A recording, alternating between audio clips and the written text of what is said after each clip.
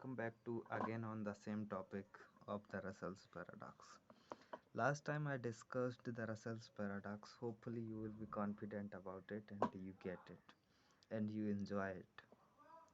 So, if I do something or if anyone do something, there is a reason why do I do it.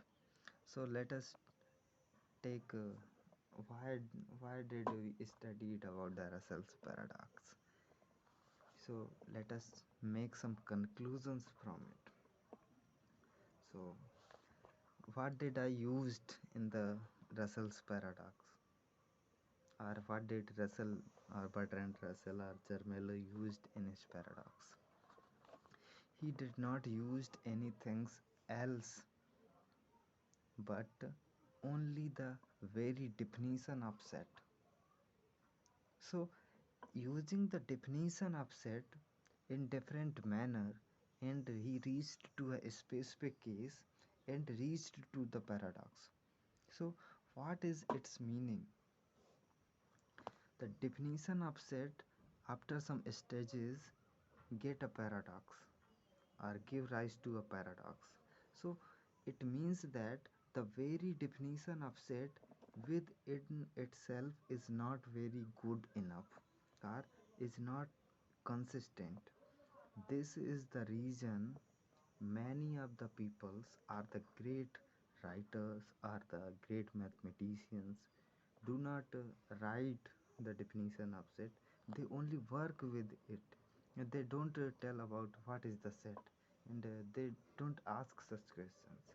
They only work with the sets, and they and if you argue them for the definition, so they will uh, let you know that a set is something with which we work and put some restrictions and put some algebraic structures, and we can use this a set as an element of other set, and these things were so. For the solution of Russell's paradox, Bertrand Russell was one of the great thinker.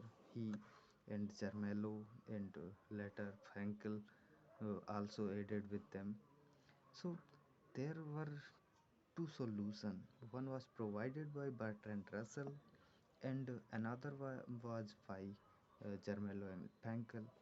So what do we study in our regular courses? We take the Zermelo and Frankel's axiomatic approach. Don't we don't get for the Russell's own approach. Okay, so because the approach of Zermelo and Frankel's is axiomatic, as we know what are the axioms, I think you will be confident about the definition of an axiom. So axioms are nothing but are the statements which are by assumptions true, or we assume those to be true, and we don't go for their set theoretic or the logical proof. We by assumption take that, or just like uh, people who are belongs to the who are religious minded peoples, they think that this is done by God. So this is done by God means this is true. This is absolutely true. Such such statements are called axioms in the field of mathematics. So we approach go for the what did I said? Uh, Zermelo and Frankel's axiomatic approach, not for the Russell's approach, because the approach of Russell was a little bit complicated, and his approach is known as type theory. Type theory. Okay,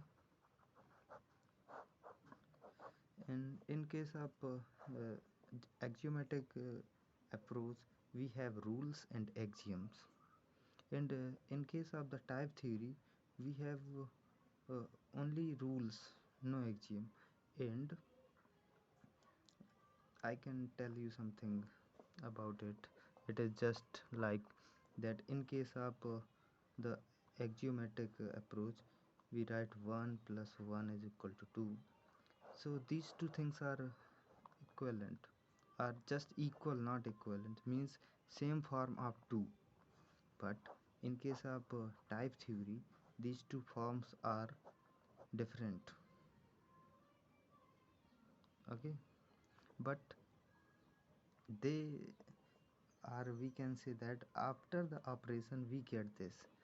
But in case of the axiomatic approach, these two things are just same. But in case of type theory, these are not same, but sometimes something equivalent. Okay, and also there are many facts, so hopefully you enjoy and digest it. So just enjoy and take